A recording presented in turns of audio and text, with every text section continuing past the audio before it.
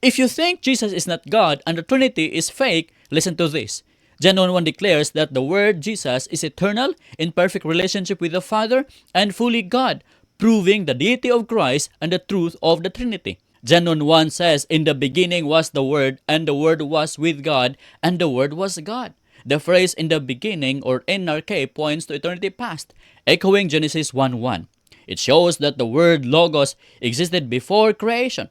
The verb was or in is an imperfect verb in Greek describing continuous, ongoing action in the past. This means the word has always existed with no starting point. Unlike created things in John 1:3, the word is eternal. The next part, the word was with God or pros ton Theon, shows a close and personal relationship with the word and God the Father. The preposition pros means toward or facing, describing intimacy and fellowship. But it also shows that the word is distinct from the Father. Yet the final phrase, "the Word was God," Theos and hologos, makes it clear that the Word is fully God. The absence of the definite article ho before Theos emphasizes the divine nature of the Word without confusing the Word with the Father. The Word shares the same divine essence as the Father, Hebrews 1:3, Philippians 2:6. This verse teaches that Jesus, the Word, is eternal, fully God, and distinct from the Father. The Word is also the creator of all things, John 1:3 and Colossians 1:16-17. John 1:14 reveals that the Word became flesh and lived among us.